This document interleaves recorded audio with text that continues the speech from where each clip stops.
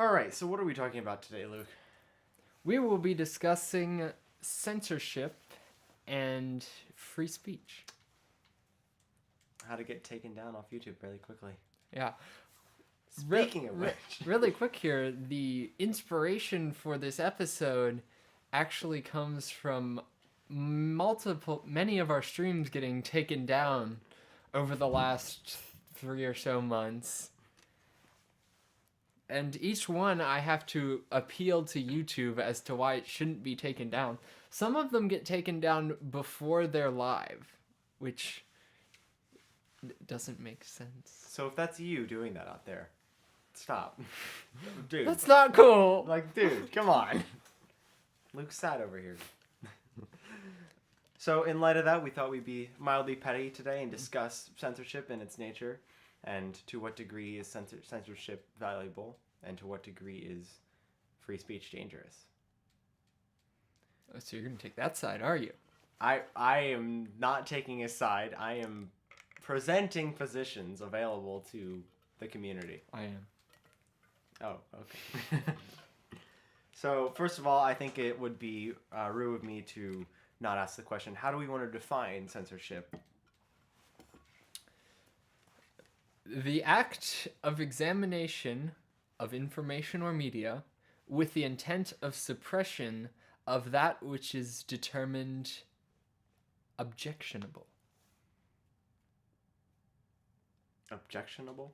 Yes. As in, like... In some way objectionable. Wouldn't that be all information ever presented?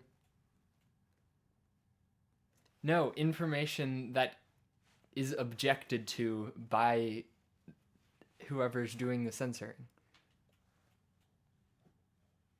Okay. Not objective, objectionable. No. I'm not saying objective. I'm saying, isn't every position ever objectable in that someone could object to it?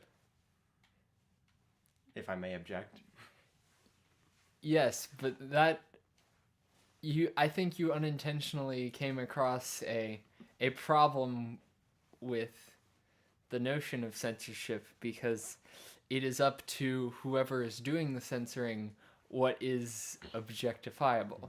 Because by nature, censorship must have some form of position behind it in any fashion, be it the papacy censoring scientific adventures, trying to defend church power and secrets, be it governments trying to hide contrary opinions. It's in every situation some way trying to suppress an idea in favor of the state's idea, or the body in power's idea. In the United States, the government censorship is prohibited by the First Amendment. Would we agree? By the First Amendment, yeah. If you would like to raise any objections. Okay. We're gonna go right into this one. So first of all, members from the United States, which is all of you. Fun fact. You're forgetting our international viewers that will be watching 5 years from now when we get popular. You're bold to assume that. He boldly assumes I can put up with him for 5 years of podcasting. Nonetheless, our United States listeners, some of you will be surprised to hear that freedom of speech is not freedom of speech in everything. There are limits to it. The best example of this is you cannot yell fire in a crowded movie theater. Yes. The Schneck something court case of the 1950s. Yeah. Schneck? Is it Schneck? I think it's Schneck. Where's Mr. Williams when he's him? And what is the principle behind that limitation? In that it insinuates chaos and causes, panic, and in effect disrupts society, as opposed to something like having the ability to present your own ideas, even if they're contrary to the group's, which there's a separate issue there. In that situation, you're not causing harm and or chaos amongst the group, which is why peaceful protesting is okay. But rioting is not protected by the First Amendment, because peaceful protesting, just as discussion allows contesting points to flesh out and work together and hopefully come to a better compromise, rioting and yelling fire in a movie theater causes damage in some fashion to one of the parties, if not both, most often. So is that the only official limitation in the United States on freedom of speech? If I'm not mistaken, I think it is. Officially, I'm not entirely sure. I would assume so. The only other one that I've written down here that is noticeable on the governmental level is the idea of national security. Using, the famous, like, here's a document, but all the names are blacked out in lines. Yeah. Those images, it's protecting those individuals because they're affiliated with the government and these secrets, and you don't want these people getting hurt. That's the other situation where they'll silence these individuals. There was a recent issue with that where they try to prohibit the information these people can present to society on the pretense that it risks national security. There have been a number of books presented by politicians and various chair members in the government who have been rejected or have had their books edited heavily in order to be published. Yeah. And then there have been several scandals of those portions getting published, causing issues, of course. Those are the only two, I would say, official things that come to mind, but there are certainly unofficial and risky things ones.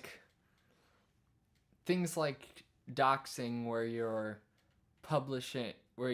publishing someone's personal information, specifically their address. We talked about this some last week for the purposes of having individuals go harass them or something like that. That's prohibited as well, right? Mm-mm. No, it's not. No. Hey, there may be, and there probably should be, a law contending that, and probably in the Information Act or the Information Privacy Act, one of those kind of things. But this is part of a greater group of ideas I call social censorship, in that it's not an official governmental or collectively agreed upon censorship. Rather, it's simply this group doesn't want this group to say something, so they tell them they can't and suppress them in some fashion. The best example of this would be prior to World War II with the Jewish people. If you were a Jewish-friendly family, you didn't tell anyone that. Even prior to the anti-Jewish laws, you didn't tell anyone that because the increasing majority, loud majority, or loud minority in some cases, would often cause harm to you. Yes. Famously, Kristallnacht, if you've ever heard of that, which is the Night of Broken Glass, where they killed many Jewish businesses and individuals. That's the best example I have of that, in that it wasn't an official decree yet or an official rule yet, but the society of individuals and these groups forced their own opinions on the others and came to their own action.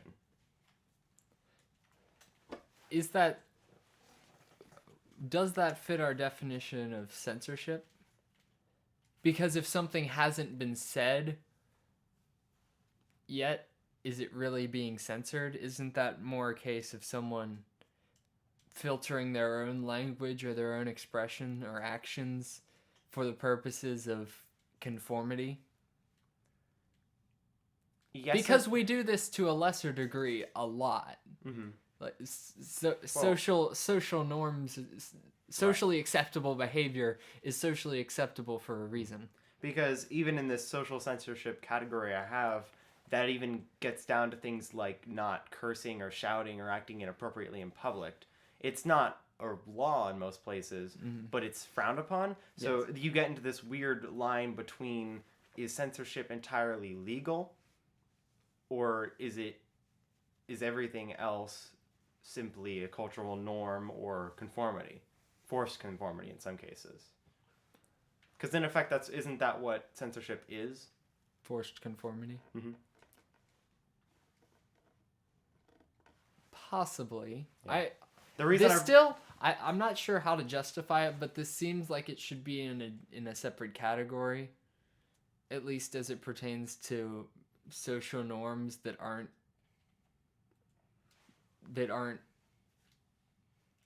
violent, I guess. Like, I don't know. I guess you could violent. Well, you can use as a general category here to say that like not acting out inappropriately in public and following the commonalities of society is more of a social norm and is just general conformity. Mm-hmm. But then you can compare that to things like during the McCarthy era, where you had the Red Scare and individuals who were suspected of being communist or even socialist being silenced, killed, put into jail, and a lot of issues there. And that's where we get into the fuzzy line of like, where does that conformity end and where does it become oppression?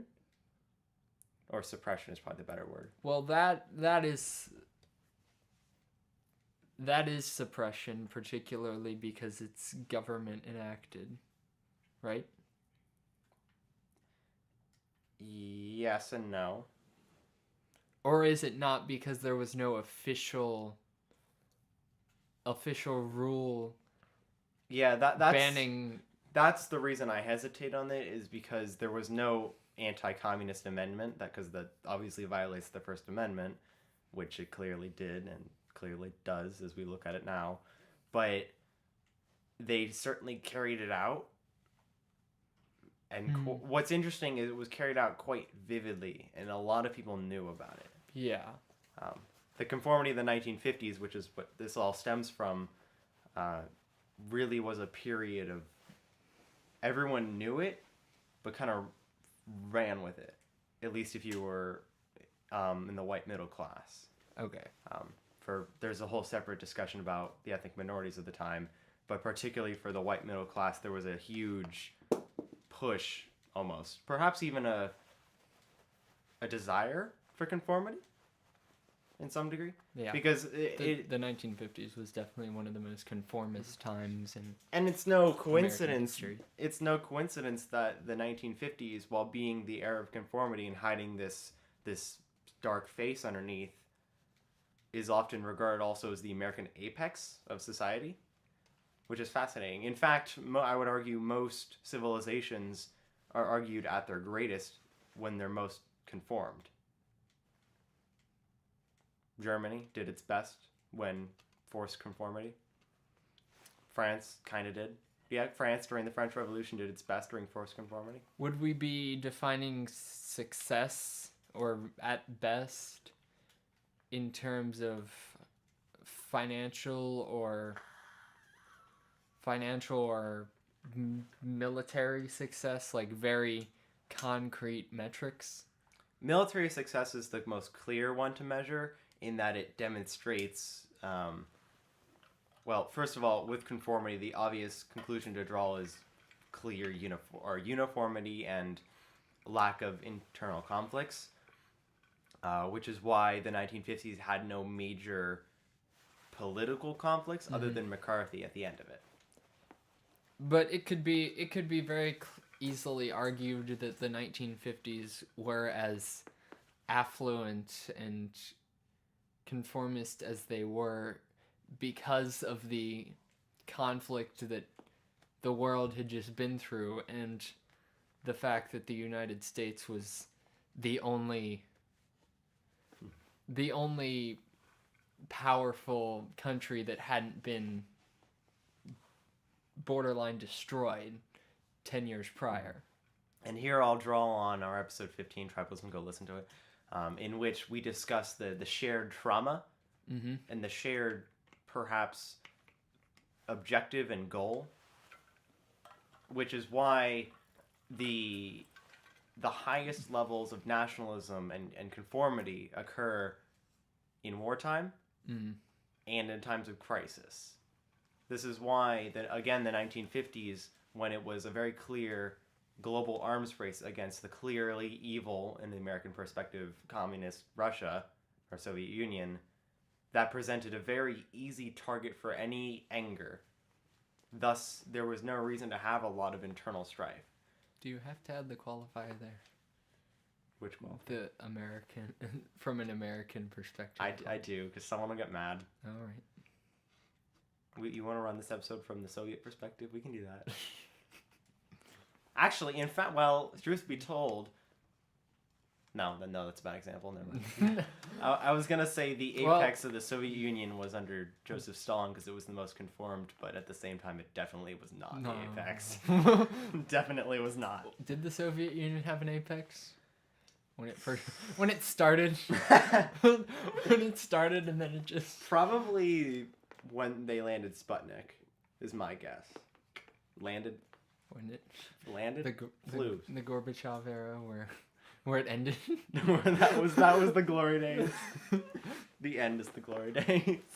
But that's interesting what you were saying about conformity, because in America you did have that, like, we were unified from the conflict prior. We had just beaten the Nazis. We had just saved Europe. Mm-hmm.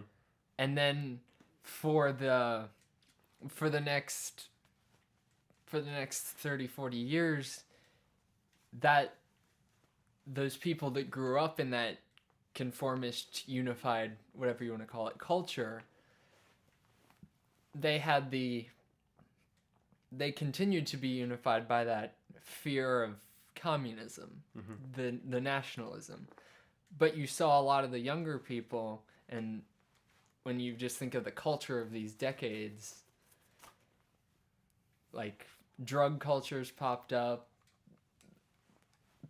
People wanted to rebel against the system. Hippies. This is why, yeah, anti-war stuff. Yeah, this is why there's such a stark and famous contrast between the baby boomers and the 60s and 70s children, or particularly college students.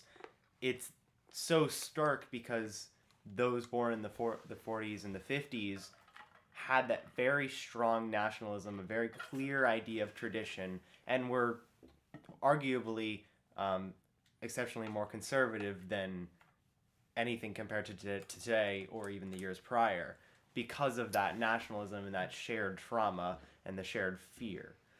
Conversely, they didn't raise their children. The children did a terrible job raising their children. Yes, the children that came in the 60s and the 70s. And then their children did an even worse job raising. Okay, now we're here. Conversely, the children of the 60s and the 70s didn't grow up in that world, and while it would have been expressed to them as the way it is, of course you have rowdy teenagers who will always challenge the system. That's just how the system works. Because of that natural growth, and without a clear, we need to fight communism, because it was certainly a dying issue at that point, those children looked to other things, particularly the civil rights of the United States, and even things down to socialistic policies, which it's no surprise that the largest policies came into effect in the 60s, 70s, and 80s. What you see a lot with people who haven't gone through crisis, and this has been true in a lot of instances, but people assume that prosperity is the default state of society. Prosperity, unity, things like that is the default state, and any changes you make can only improve on where you are. Like, if we only got rid of what got us here, things will get better, not worse.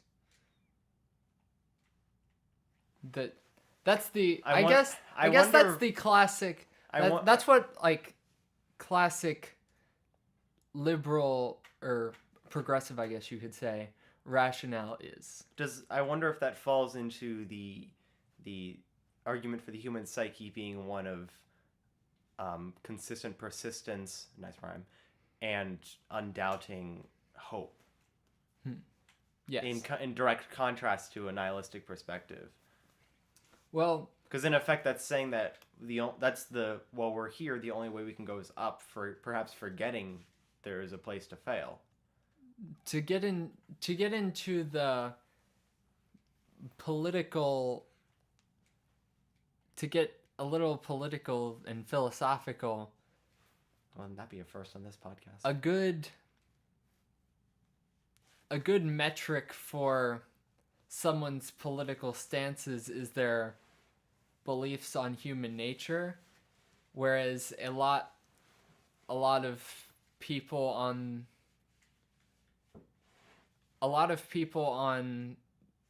extremely progressive, or even to a certain degree extremely libertarian, they believe that human nature is inherently good, and systems that have been created over the years are the problem, cause a lot of the problems that we see in society. Whereas, I guess you would call it conservative, they believe that human nature is more directly flawed, and therefore directly responsible for the issues, and the systems that have been built up over time are necessary to combat that human nature. What are your thoughts on that? That is a lot to unpack. And it doesn't have a lot to do with this. No, but this is really interesting. So, to clarify that, and just to make sure I completely understand where you're getting at, is that to say a more liberal perspective stems from the idea that humanity tends to be good, and the systems from which we have built have faltered. Yes. While conversely, in a conservative perspective, humanity is not necessarily good, and the systems themselves are designed to fight that. Yes. Fascinating. Yes. And that would certainly explain the tradition of conservatism favoring... well, now, hold on.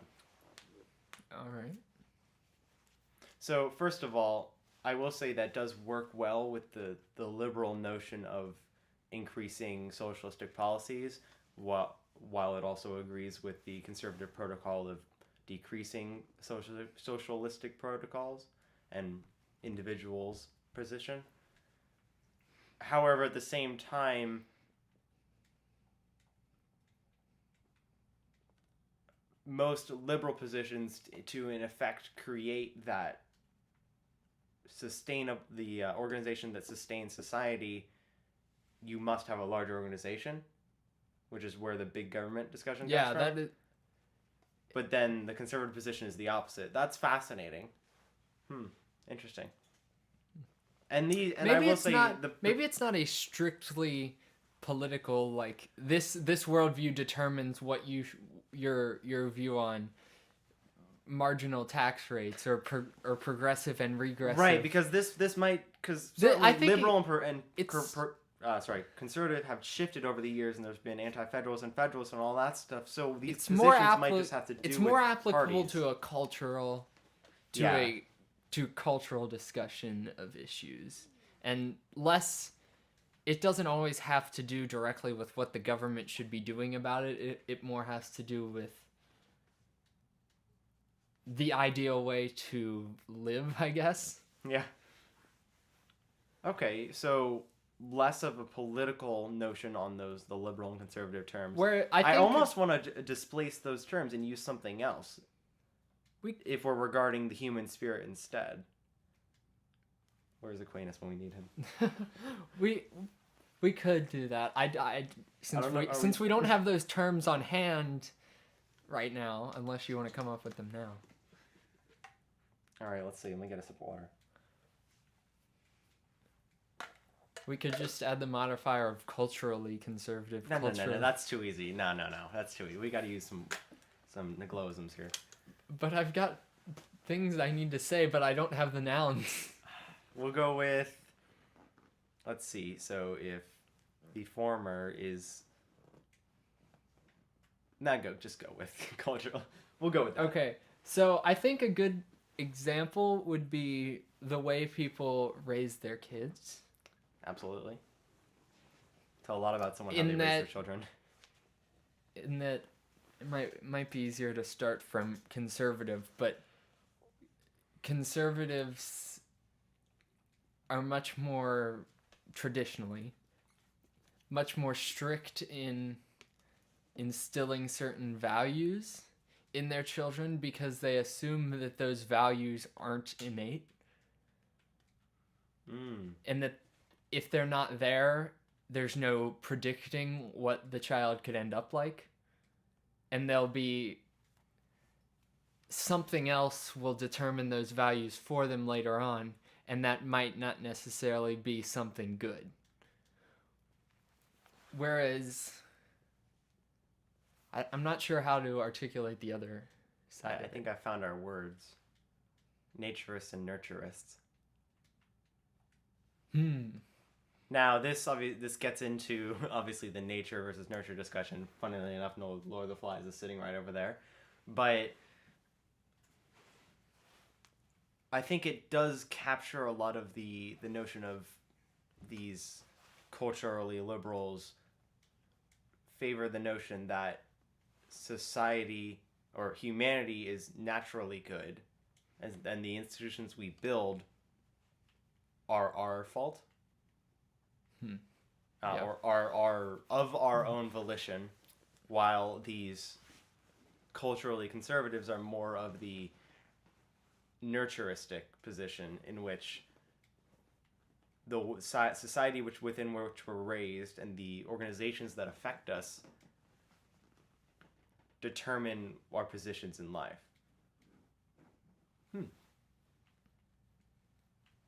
Fascinating. How do we get to this? I don't know. I mean, it's great, but how do we get here? We can circle back around if you'd like. Sure. All right. So I was going to make the point that, of course, you're going a few minutes back. You mentioned that freedom of speech is not absolute in its application in the United States, but I was going to make the point that it is even less absolute and in some case non-existent in almost everywhere else in the world. And this is something that a lot of people don't really know, and I would argue maybe it is from that perspective of the default state of humanity is to be good, and therefore to value freedom of speech. But that's not really the case. I've got a few examples here. Like in Canada, you can be jailed for up to 2 years for offensive speech. And anything to say? To what degree offensive? Was it? Do you know? It's defined as hate speech, but it's not But it's not like a hate crime. There's lots. What do you mean by crime? The notion of hate crime of most often violently and physically affecting an individual due to beliefs. This is entirely word. This is entirely word. Semantic, if you will. There you go. That's what I was looking for. I was like, that word, that's bad. Let's go with another one. Let me try again. Interesting. But yes, and quick tangent off of the term hate crime. A lot of time when a crime is committed, you'll see a lot of news dedicated to determining whether it was motivated by, quote, hate. I think that I don't really see why that is a useful modifier, because you're getting all giddy. A crime is a crime regardless of why it was committed. If I kill someone, there's very little. I mean, obviously, intent to kill matters. That determines murder versus manslaughter. Premeditation. That determines first degree versus second degree. But the why I planned to kill you, why I intended to kill you. Should I be concerned? I'm talking directly to you. There's Luke, like, getting closer with his hand motions. Why I intended to kill you. Like, I'm a little concerned. I'm gonna head out now. But why should that matter? Because at that point you're ascribing a certain value to the crime that was committed based on arbitrary circumstances that in most cases are informed by hot button cultural issues. Oh God, you're hitting all of the right buttons with this. I've been sitting over here with like one sentence. I'm like, yes, every bit of this. This is the difference between why the news shows define things as a murder and a murder out of passion. Because one of them is much more entertaining. Mm-hmm. That's why. Because as soon as you ascribe the value of this is why murder shows are so popular. In addition to getting to unravel a mystery, it's because you get to look at humanity at its most vulgar and its most expressive, which by nature must be the most entertaining. Dang, we always come back to episode 5. This just always happens. Yep. Okay, go on now. I've riled down now. Wait a minute, did I not write down? Oh yeah, this one was Brazil. In Brazil, quote, racism, homophobia, and transphobia are punishable by jail. Again, those aren't qualified. Thoughts? So, here's where we get back to our discussion of the difference between official censorship and social censorship. In that in the United States, every single one of those tends to be frowned upon depending on the community you're in. If not all of them at the same time, and in some cases none of them at the same time. While in the place of Brazil, they're clear legal crimes and therefore are official censorships of freedom of speech. Clear as in they're on the books, but it's still arbitrary and open to the interpretation of whoever's delivering that conviction. Right. And conversely, in the United States, where it's a situation where depending on where you are, you may be punished for it, you may not be. In some cases, you may even be venerated, frighteningly for some of them. And that's where we get into the social censorship aspect of it. That's what's really dangerous about it, in that it's society or a group of individuals itself deciding what they think you should think. Mm-hmm. Once it's in again, going back to the difference between a republic and a democracy, the use of written word, as in a republic, as the law, forces it to be more, forces it to be a time-garnered, carefully considered decision with clear definitions in most cases, if not definitions that are widely recognizable as meaning one thing. While in something like a democracy where you have majority rule, depending on where you are, you may be venerated for being a racist, you may be murdered for being a racist, or they may just not care. And that's what's interesting, is it allows that difference of area and difference of culture almost in the region. One of the scary things, especially with these, is where does comedy play into it? That's a big one I've seen. Like, is doing an impression of someone of a different race, is that racism? Right. Is saying the word. You want to say that word? Is making a gay joke? He used quotes. Don't worry. Is that homophobic? Right. And this is contesting the scientific validity of people of a certain gender becoming a different gender. Is that transphobic? Well, that's not comedy, but that's... But is it transphobic, or is it a scientific study? Is it... you can answer both questions simultaneously or separately, but the comedy issue and the are these hindering discussion of certain topics? Okay, we're gonna put the discussion one aside. Yes. We're gonna come back to that one definitely. Yeah. But my issue with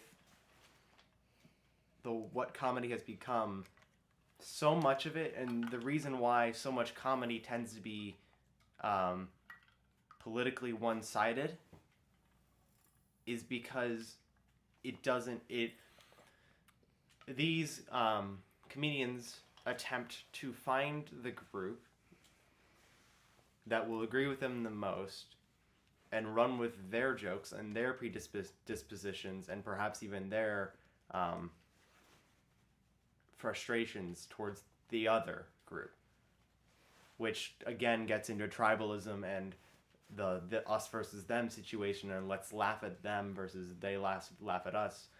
And it's interesting because obviously many of the jokes and things televised 10 years ago, or televised in the 70s, would be clearly racist today or clearly sexist today, and don't look at anything from the 1800s because it's going to be really bad.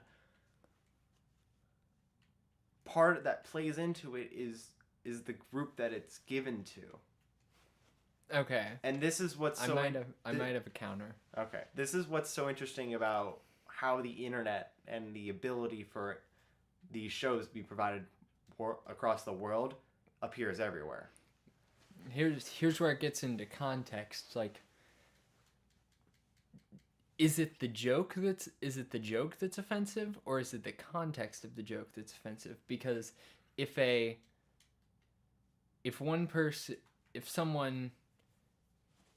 black person makes a joke about a black person, and then a white person makes that same joke about a black person, is the second one racist? Maybe. Mm-hmm. Is the first one racist? Maybe as well. So, but more often than not, we tend to see, at least in my own experience, the vast majority of comedians who take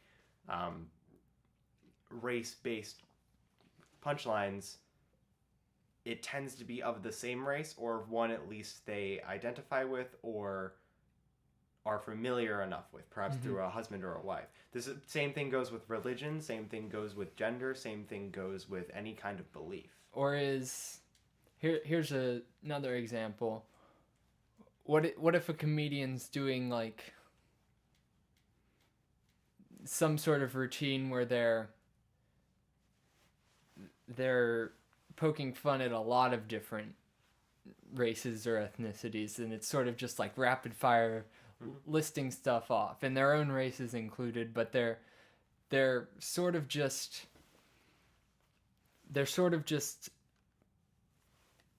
making fun, like saying like there's things to make fun of with everyone, that kind of thing. Is that racist because of the context? Like, let's say the same black joke from earlier that people found offensive is included in this. Does that then change because of the context? Now that it's next to an Asian and a white person and a Hispanic person and the like? Yes, context, I mean, certainly does matter, but there is the question of at what point is it just all blatantly racism? Because in truth be told, isn't all comedy directed at an individual or an individual's belief or their race, color, any of that stuff? At what point does that become an ad hominem and merely an attack on character? Because and that's where I think you're trying to turn comedy into an intellectual discussion. No, where that's coming. I might be what you would refer to as a comedic purist, in that the job of comedy is to be funny, and most people find things funny because they know them to be true. The ironic truths. This is especially true in stand-up and things like that. Mm-hmm. Yes. People poke fun at the absurdity of the truths of our existence. The OMG, that's totally me. Yeah. In that it's what can you relate to? Um, yeah, I would definitely agree. The vast majority of comedy has ventured into that. I would argue because it's safer. Because it takes very skilled, if not lucked, hands to tread those waters. So I guess the question I'm asking with all of this is, have we just lost our ability to laugh at ourselves because of cultural upheaval or division? And therefore if someone's making a joke about a group of people that I'm a part of, that must therefore be wrong.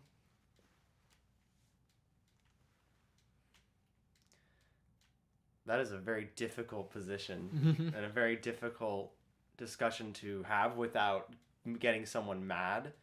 And the reason because of that is the same reason why, is the reason you can't have that discussion without risking something is the same reason you can't have those sketches without risking something. Because no matter what you do in today's contemporary society, that's sure. There's such an expectation of don't wrong others.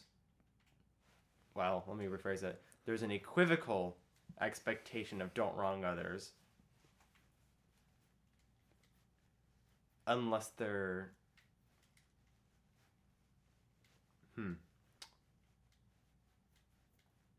What I'm trying to say here is more often than not there tends to be this strange equivocal and paradoxical position of we shouldn't be mean to others and shouldn't be racist, shouldn't be sexist, shouldn't be all the other phobias and stuff. And yet, first of all, many people are. And perhaps there also extends the argument of if you are, you're then being excluded by the same people who said they won't hate you for being so. In other words... Is this the paradox of tolerance? In other words, intolerance. In that tolerance will inevitably tolerate intolerance? Yes. But sorry, that's just a fun little... Yeah, that's fun. But are we kind of circling back around to the issue of whether it's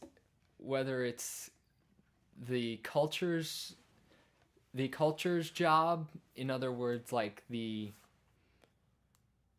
parents, things like that, social institutions, is it their job to shape your perception of what's right and wrong, what's okay to say, or is it the government's job to coerce that?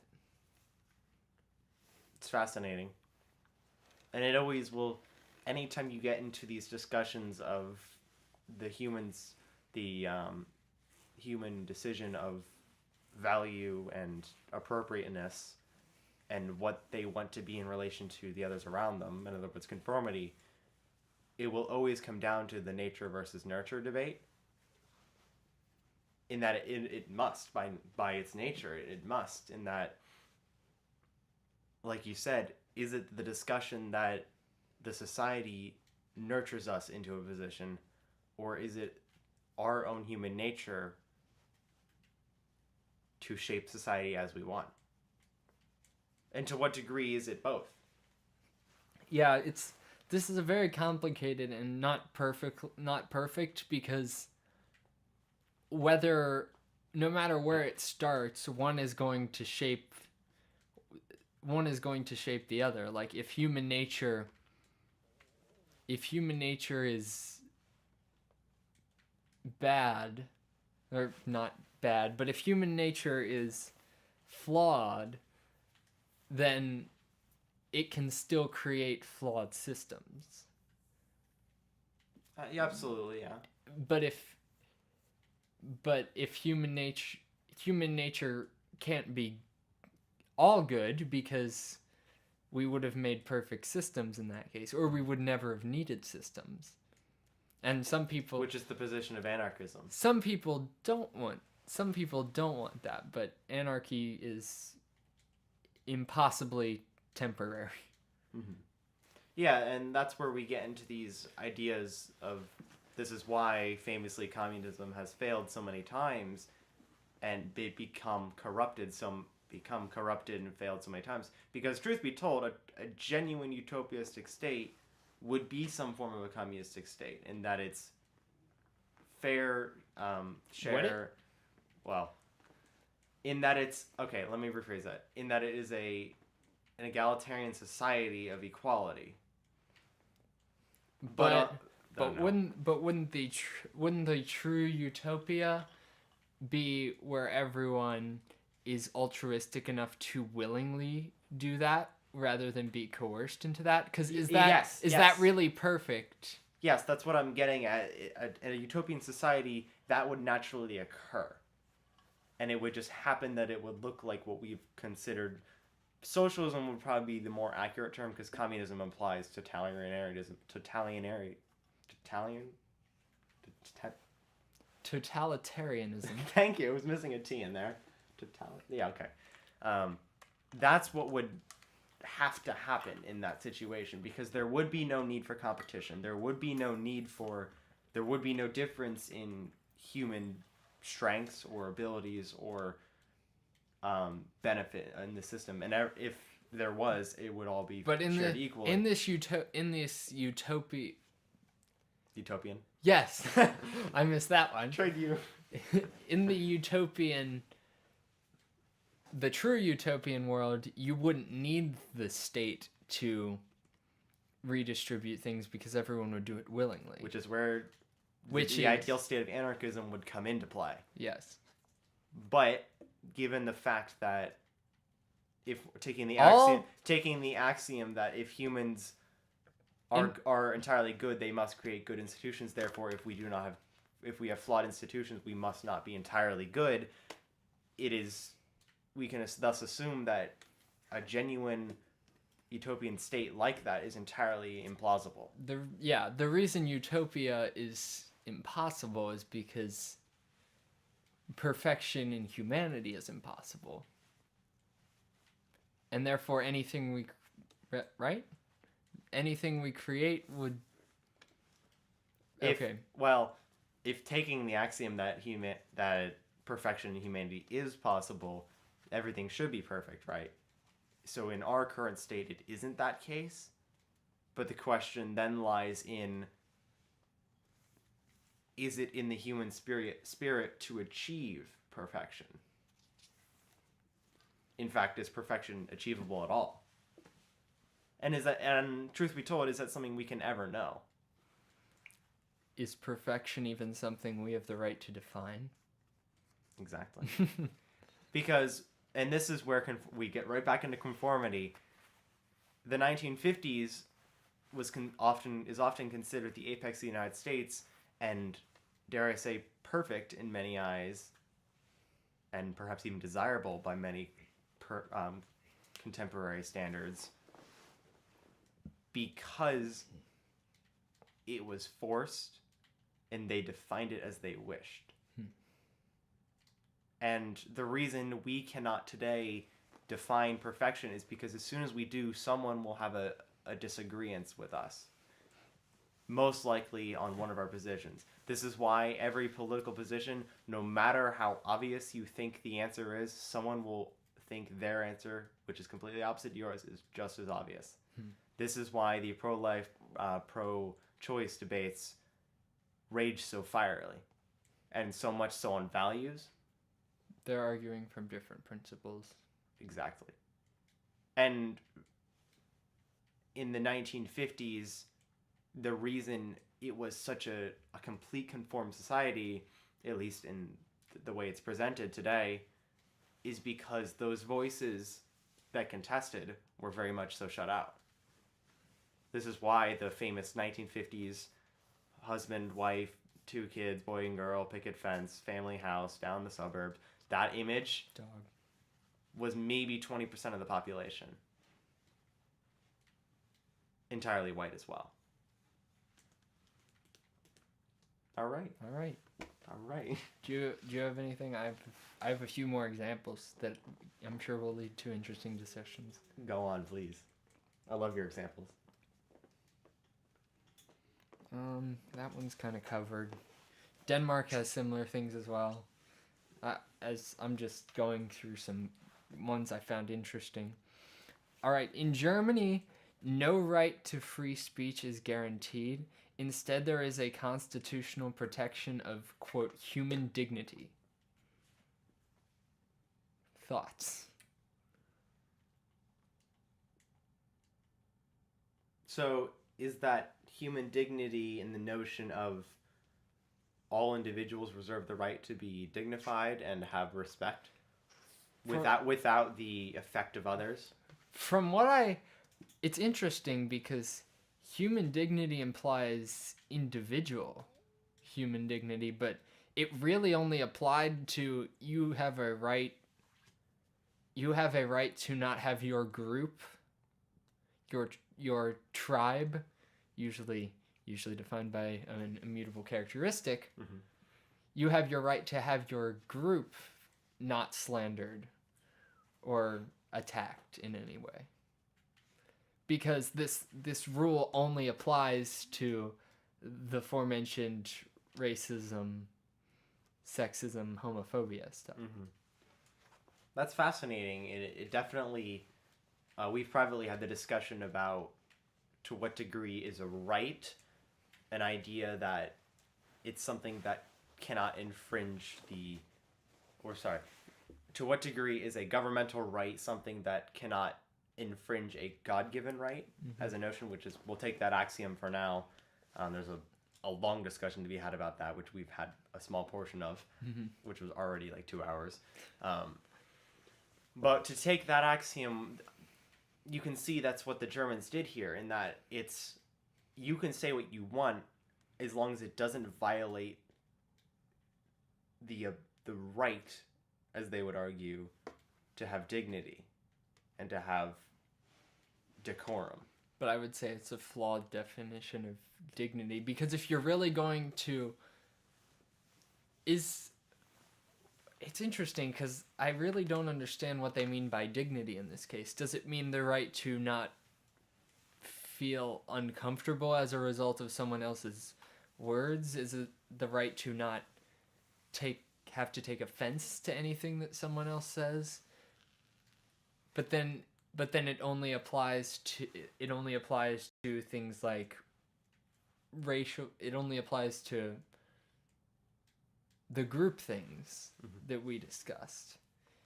Well, I would argue that do you really have a right to not, I guess, to use the cliche, do you really have a right to not feel offended? Oh boy. Yeah, okay, that's a lot there. This is interesting. I wonder if it comes from a perspective of a culture not a culture with honor, but a culture that values honor on a higher level. This is why even in Japan today, and perhaps even in China as well, honor is still a big notion, and it's part of the governmental system, and has been part of their systems for centuries, quite literally. So I wonder, in the German system, if it is a degree of, has my tribe been dishonored? All right. But is it really honor if the government must step in to No, it isn't, defend it? I suppose this is where the Civil Rights Act connects to this, in that act was largely about maintaining the rights of, because all of those individuals in it had their rights already, but it was a degree of ensuring the maintaining of their rights. Oh, he's found something. Just really quickly, Google defines dignity as the right of a person to be valued and respected. Again, vague. It also implies that you are entitled to the respect of others, which we've had this conversation before and we vigorously disagree with, because there are people that we do not respect Mm-hmm. because we don't think they deserve to be respected. Now, Anyway. is it entitlement to, like, to deserve respect or to be available to deserve respect? Because I would certainly say all individuals have the capacity to deserve that respect, and for many reasons should and don't receive a lot of that respect. Famously, the rags to riches or rags to even just modesty stories of the United States that you never hear about. But at the same time, I think it's folly to assume that everyone deserves that. Mm-hmm. That respect or dignity, perhaps? By virtue of being. Right. And there's the difference between this United States system and this German system, in that it's, in the United States, to maintain and deserve that respect, you honestly have to earn it. It does. The right of a person to be valued and respected for their own sake, comma, and to be treated ethically. Now, Ooh. everything is about the role of government. My lord. If only people would just raise their kids right, then these conversations would be much less necessary. Well, what is the right way to raise your kids, Luke? Shut up.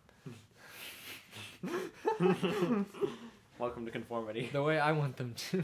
The way I want them. That is. And good. I will mandate that by government decree. Good answer. Good answer. All right, you heard it here, And folks. okay. The Luke Kid training model coming in 2027 for only 3 payments of $39.99. Will I have a child by 2027? 6 years. Oh, well. You could. But this is a conversation for a different time. We're really different time. Off air. We're currently talking about censorship and free speech, and I just ask you if you're gonna have a kid in 6 years. And to be okay, I want to go back to and be treated ethically. This because the law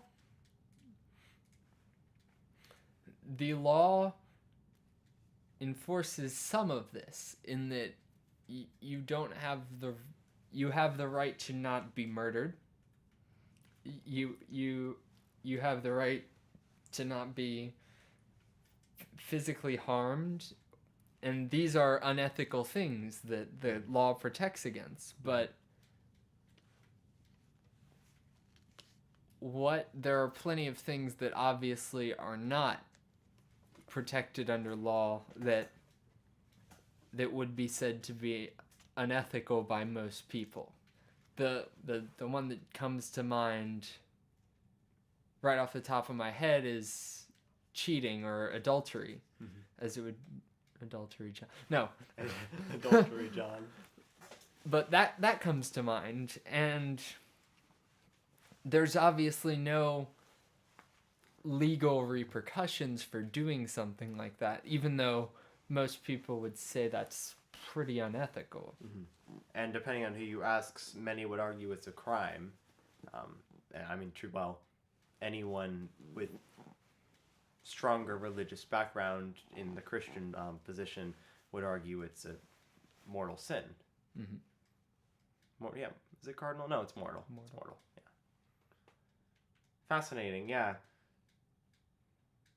That is probably the best example to use here, in that it comes to the position that it really depends on who you're asking. And again, this is why we talked about. Now we're getting in. This is spiraling very quickly into objective morality. Yes, very quickly downhill. To tag back to episode 15, Tribalism, go listen to it again. We discussed in that episode. Oh, I lost the thought. Oh wait, come on. Tribalism, censorship. Ethics, morality. Oh, in that episode, we discussed the near impossibility of a universal government, planetary government, or single organization and single political body, on the basis that due to there's so many different cultures, similarizing as they are,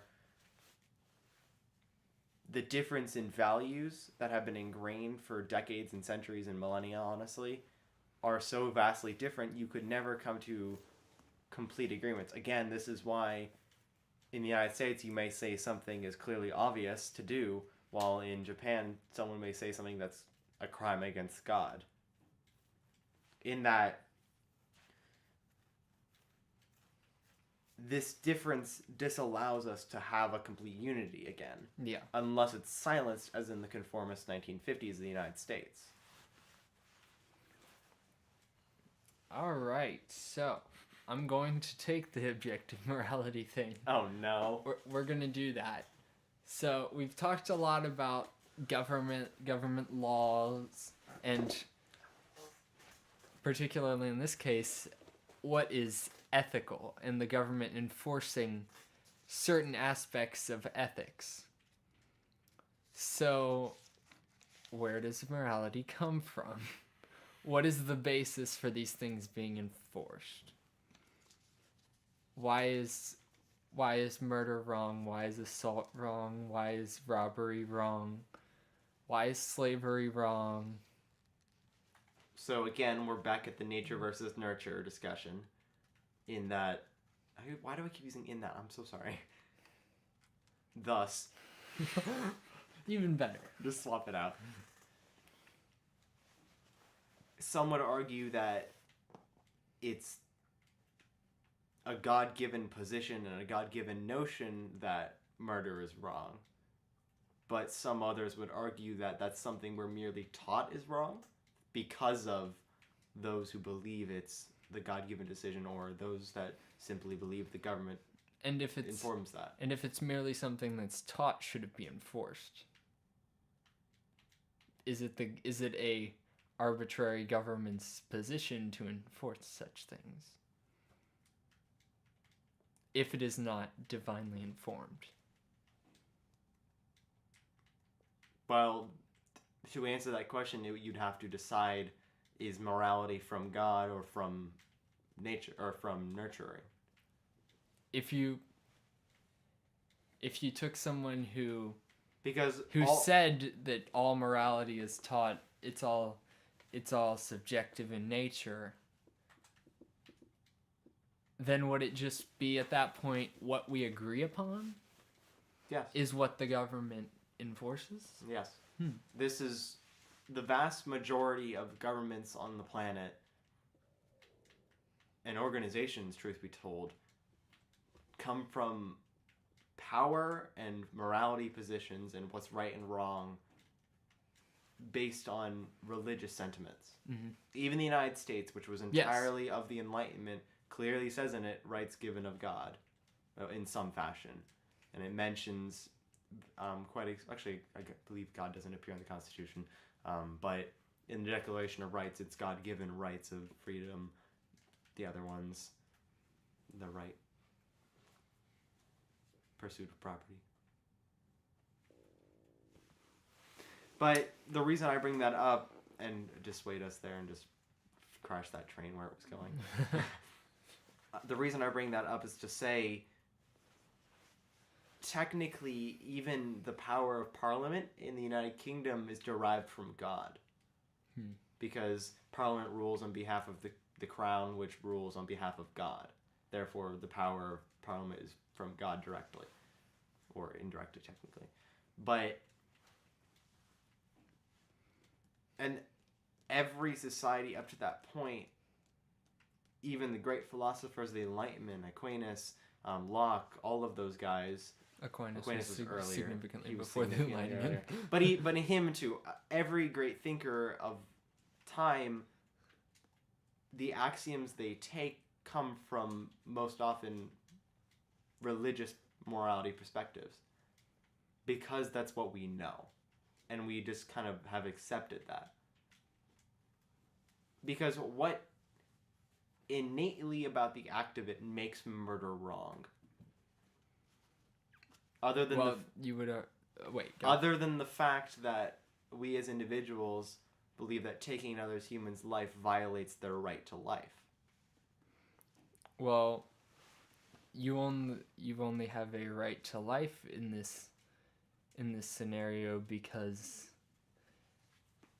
God created man, quote to quote the Bible, in His image, which there's plenty of discussion about what that means in reality.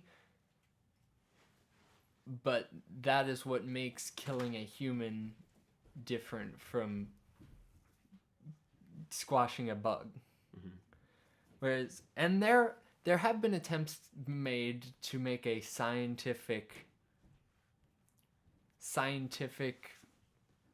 justification for why that's different, in that the amount of sentience something possesses determines its value and what protections it should receive. But that gets into some dicey territory of... But what about sentience implies value? Yeah, exactly, and because that gets into a whole different conversation. I mean, social Darwinism, eugenics. Yeah, I mean, there's the whole killing the disabled in some cases. There's the whole playground attack of don't waste your air, or you're wasting Earth's air. Oh yeah, like that kind of argument of an entirely on intelligence and on character, which I would argue some of the foulest arguments you can make is you're completely devaluing that individual. But in that case, where does that value come from? Other than these collectively agreed upon value that we as individuals have. And why do we agree upon that? Because we believe in a right to life, most often associated from religious teachings. So, truth be told, even if you're not religious, you're religious in that it's been trained upon you. Well, and in reality, I don't think there's any doubt about that, even. And in reality, all religion, particularly Christian religions and Calvinist in particular, the word God-fearing comes up in that it's a trained fear. It's not an utter terror, but it's a fear of the power and understand you have no effect upon thee. I mean, secular religion is a thing. And a lot of people don't know that or don't really think about it that way. But yeah, because religion tends to mean the word, well, it's associated to mean the word non-secular. We won't do religion. Our notes page, as possible episode 100, is marked religion and theology, associated with a small smiley face and a JK lol. I got a copy of... I need to borrow that from you once you're finished with it. You think I'm gonna get finished with that anytime soon? No, I mean it's a textbook. It's a lot of volumes. All right. I have one more thing out of Germany. Oh, Germany. Give me the Germans. Additionally, Germany can fine social media sites up to $56 million if they do not adequately censor content on their platforms in accordance with the speech codes rules of the country. Just poured my water on myself. I'm sorry. Well done. There's Luke giving this intellectual notion and thesis, and I'm like trying to take a sip out of my cup, pouring it on my leg. Oh, it's good to know one of us has intellectual superiority. Don't push it towards me. So we talked about this last week, I believe, in that at what point is the site responsible for the content published on it? Yeah. And we talked about it particularly in the point of, is the site's position, the stuff they get to censor and decide what goes up there, and to what degree are they responsible again? And that's very interesting because in the United States, that's not the case yet. It may be in the near future, as there's been many pushes to have that be the case. Wait, what? Hold on, I missed. The platform is responsible for the content. But in Germany and now the EU, it is the site's responsibility. And this caused a great uproar because, yes, it forces the content to be more moderate, and if not more uniform across a single site, but it forces companies to wait to risk anything other than the safest of the safest. Mm-hmm.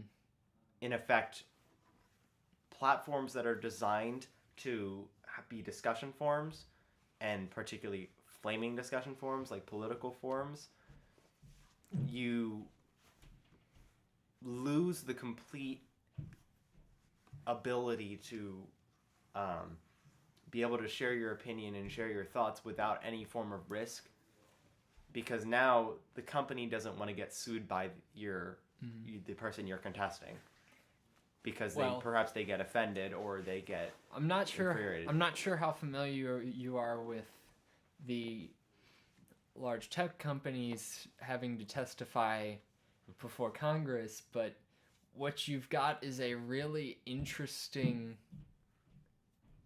sort of tag team between Republicans and Democrats, but at the same time they're doing it for different reasons. Both sides are mad at the tech companies. The Republicans are mad because the social media sites are acting as moderators in a way, and favoring left-wing ideas over conservative ones. And some conservatives are trying to revoke their status as a platform in favor of making them a publisher because of that specific curation that they're doing of the content. Right, and we talked about this last week, how that definition would force that. But on the other side, you have liberals who believe that the social media sites are allowing too much conservative disinformation. I mean, this is most apparent in, like, most famously when Twitter takes down the president's tweets. And they're saying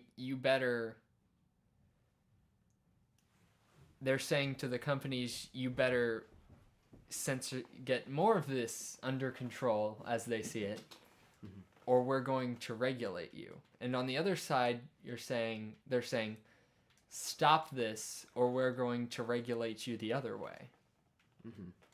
And I guess at that point it would depend on who gets both chambers of Congress. Yeah, truth be told, it's just a power struggle is all it is, in that it's one of them wants to control the media. And that sounds much more menacing and Big Brother than it really is. But in this situation, it is this circumstance that both groups are trying to get their positions, if not louder, unsuppressed. What are you doing? Moving around. He's like shifting entirely left in his chair, entirely right. Oh well, I think that's a good place. That's where my stuff runs out, at least. You overstepped all of my stuff, so excellent work. I got to it already. Yeah. So let's see. We discussed censorship, free speech. I ran the table on my own. I think next week's podcast is just going to be Luke for like 3 hours. Just by himself talking. I couldn't do that. And now it wouldn't be you talking to just talking and then asking your own questions and then answering your questions. No, it's you having a dialogue with someone else who's not here. Oh, all right. So asking questions, not getting a response, and moving on. I mean, I ignore most of what you say anyway. I know. I'm just the mirror upon which you can throw ideas and see which ones stick. And sometimes I give you something helpful, and then you take it and say that you came up with it later. How about our viewers out there? Put something in the comments. We want to see who you are. Yeah. Drop a like on the video. Like, subscribe, hit that ringer bell, buy our merch. Merch. Please buy our merch. No one's bought it yet, please. Be the first. First one, okay, I was gonna say first ones get signed, but I can't do that. That's not a thing. Oh. Can't do that. If we know you will sign it. Yes, that we will do. And we probably do. Of our viewers from 5 years from now, we all know them. Oh yeah, all the ones in Italy and Germany. Yes, our viewers 5 years from now, give us some feedback on what it's like in Germany having those laws, and our Canada viewers, tell us about that as well. we're probably banned. If we got big, we'd probably be banned in some of those places. The highest honor is getting banned in the country for free speech. The highest honor of a journalist is getting killed by the CIA. Because that says they went too far. They learned too much. All right. Well, I think that's where we can stop today. All right. As always, we thank our sponsors, Literally No One, for providing nothing to us. And if you would like to actually help us grow as a channel and just make more content, be sure to check out our merch, like, subscribe, hit that ringer bell, follow us on Instagram, and technically there's also Twitter, but no one follows it. Yeah. So good luck finding it. Mm-hmm. Okay. Yeah. Test. All right, my name is Andrew. My name is Luke. Nice voice crack. And this has been the Two Existential Dudes podcast. Thank you for listening.